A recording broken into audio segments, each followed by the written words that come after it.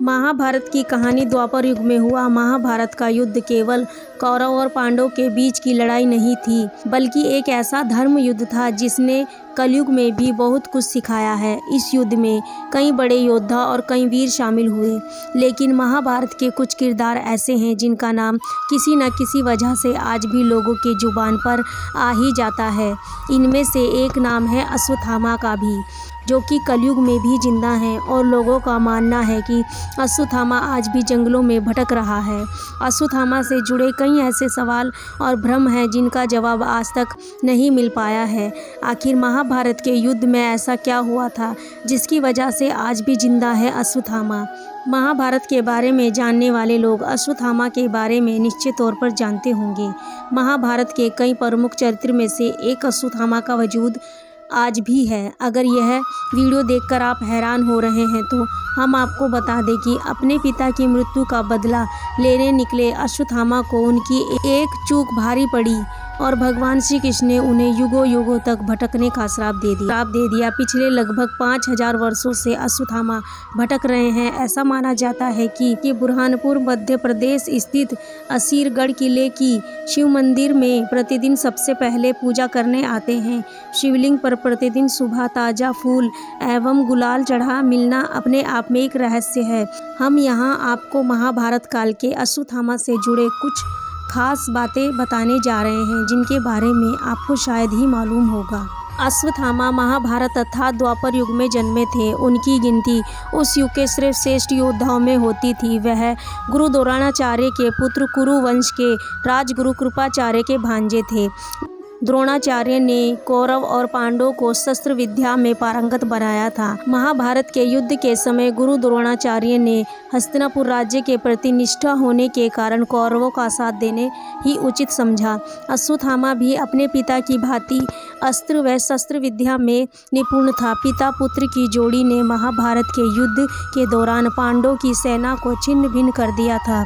पांडव सेना को हतोत्साहित साहित्य देख श्री कृष्ण ने द्रोणाचार्य का वध करने के लिए युधिष्ठिर से कूटनीति का सहारा लेने को कहा। इस योजना के तहत युद्ध भूमि पे यह बात फैल गई कि अश्वत्थामा मर गया है। जब द्रोणाचार्य ने धर्मराज युधिष्ठिर से अश्वत्थामा की मृत्यु की सत्यता जाननी चाहिए तो युधिष्ठिर ने जवाब दिया कि अश्वत्थामा मर गया है, लेकिन मुझे यह पता नहीं वह नर था या हाथी।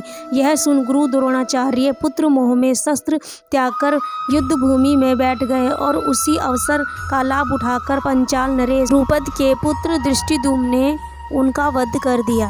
पिता की मृत्यु ने अश्वत्थामा को विचलित कर दिया था। महाभारत युद्ध के पश्चात जब अश्वत्थामा ने पिता की मृत्यु का प्रतिशोध लेने के लिए पांडव पुत्रों का वध कर दिया था तथा पांडव वंश के मूल नाश के लिए उत्तरा के गर्भ में पल रहे अभिमन्यु पुत्र परीक्षित को मारने के लिए ब्रह्मास्त्र चलाया, तब भगवान श्री कृष्ण ने परीक्षित की रक्षा कर दंड स्वरूप अश्वत्थामा के माथे पर लगी मणि निकालकर उन्हें तेजहीन कर और युगों युगों तक भटकने का श्राप दे दिया था। जाता है कि असीरगढ़ के अलावा मध्य प्रदेश ही के जबलपुर शहर में गौरी घाट नर्मदा नदी के किनारे भी अश्वत्थामा भटकते रहते हैं। स्थानीय निवासियों के अनुसार कभी कभी वह अपने मस्तक के घाव से बहते हुए खून को रोकने के लिए हल्दी तेल की भी मांग करते हैं। कई लोगों ने इस बारे में अपनी आप बीती सुनाते हुए बताया है कि किसी ने बताया है कि उनके दादा ने उन्हें कई बार वहां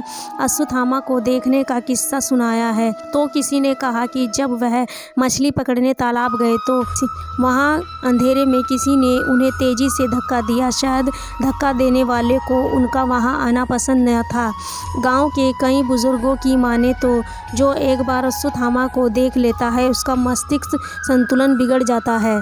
किले में स्थित तालाब में स्नान करके अश्वत्थामा शिव मंदिर पूजा अर्चना करने जाते हैं। कुछ लोगों का कहना है कि वह उतावली नदी में स्नान करके पूजा के लिए यहाँ आते हैं। आश्चर्य की बात यह है कि पहाड़ी की चोटी पर बने किले में स्थित यह तालाब बुरहानपुर की तपती गर्मी से भी कभी सूखा नहीं। तालाब के थोड़े आगे चल के गुप्तेश्वर महादेव मंदिर है। मंदिर चारों ओर से खाइयों से घिरा है। किंवदंतियों के अनुसार इन्हीं खाइयों में से किसी एक में गुप्त रास्ता बना हुआ है जो खांडव वन खंडन जिले से होते हुए सीधे इस मंदिर से निकलता है। इस रास्ते से होते हुए अश्वत्थामा मंदिर के अंदर आते हैं। भले ही इस मंदिर में कोई रोशनी और आधुनिक व्यवस्था ना हो, यहाँ परिंदा भी कभी पर ना मारता हो, लेकिन पूजा लगातार जारी है।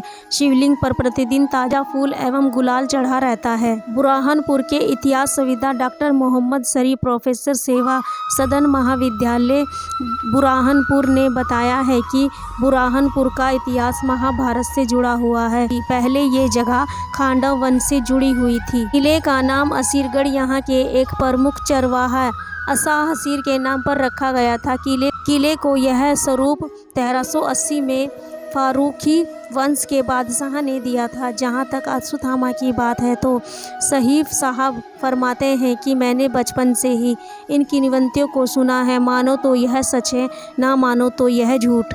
तो दोस्तों, आप लोगों को यह अश्वत्थामा की कथा कैसी लगी प्लीज़ कमेंट करके ज़रूर बताएं।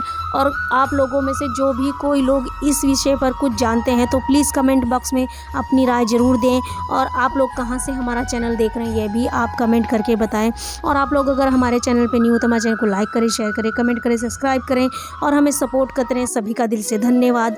महादेव आप सभी के कष्ट दूर करें। हर हर महादेव। Thank you.